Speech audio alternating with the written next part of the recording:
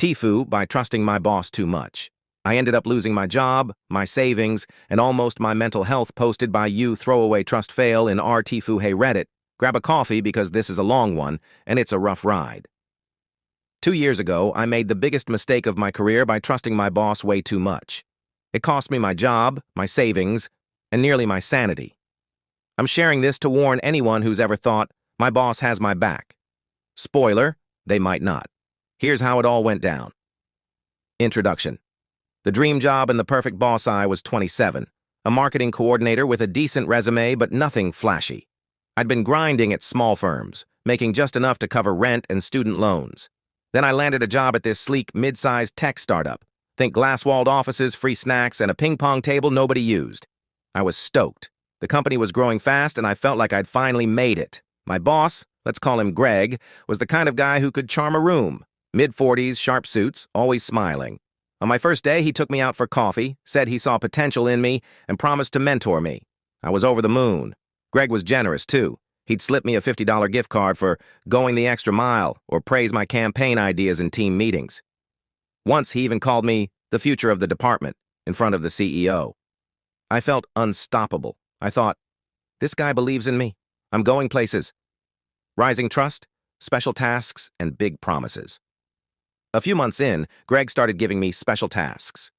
At first, they were small, picking up his dry cleaning because he had a big client dinner, or dropping off a package at his buddy's office across town. I didn't mind. I was the new guy, eager to prove myself. Plus, Greg always framed it like a favor between friends.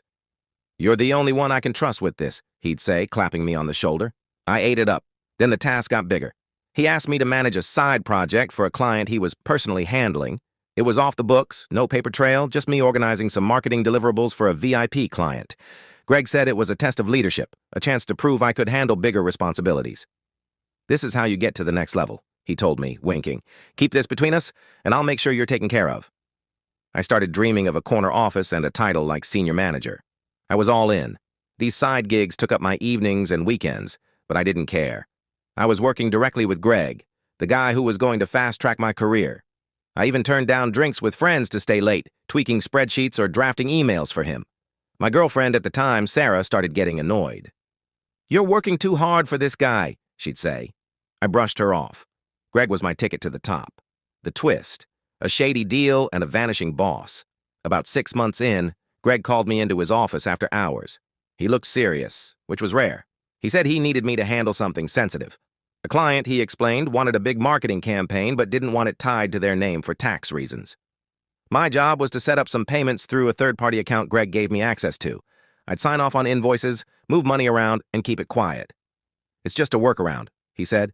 Totally standard for high-profile clients. You're my guy for this. I hesitated. It felt off. But Greg had been so good to me. Bonuses, mentorship, all that praise. He'd never steered me wrong. So I said yes. I spent the next few weeks processing payments, signing documents, and emailing this client, who I never met. Greg checked in daily, saying I was killing it. I felt like I was in the inner circle. Then the bomb dropped. One morning I got to work and found the office buzzing. HR was there, along with some suits I'd never seen before. An audit was happening. Apparently someone had tipped off the higher-ups about irregular financial activity. My stomach sank.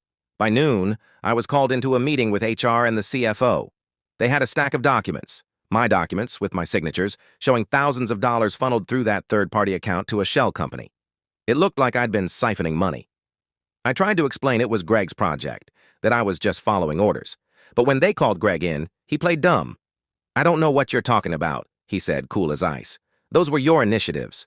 He even pulled up emails where I'd taken ownership of the project.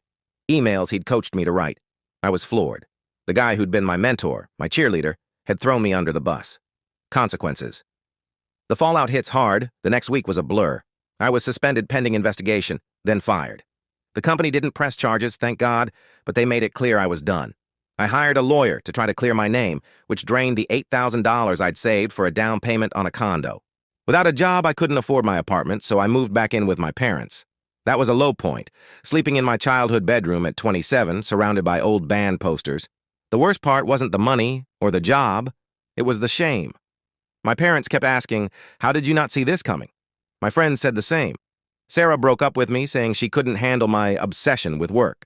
I started having panic attacks, heart racing, couldn't breathe, the works. I'd lie awake at night, replaying every conversation with Greg, wondering how I'd been so stupid. Depression crept in. I stopped going out, stopped answering texts. I felt like I'd lost everything that made me me. Resolution. Rebuilding and a hard lesson. It took me a year to start climbing out of that hole. I got a therapist, which helped with the anxiety. I took a low-paying job at a small agency. Nothing glamorous, but it was a start. I'm 29 now, at a new company, and I'm finally feeling like myself again. But I'm different. I don't trust bosses the way I used to. If someone asks me to do something off the books, I say no matter how nice they seem. I document everything, emails, meetings, even casual chats. I'm not getting burned again. This happened 2 years ago, and I'm still recovering. I've got a new apartment, a few new friends, and I'm saving up again. But the scars are there. I posted this because I don't want anyone else to go through what I did.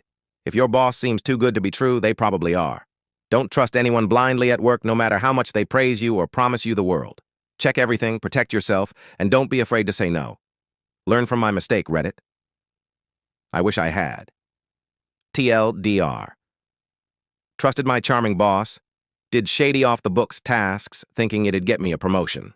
Got caught in an audit, fired, lost my savings on legal fees, and spiraled into anxiety and depression. 2 years later, I'm rebuilding, but learned a hard lesson. Never trust a boss blindly.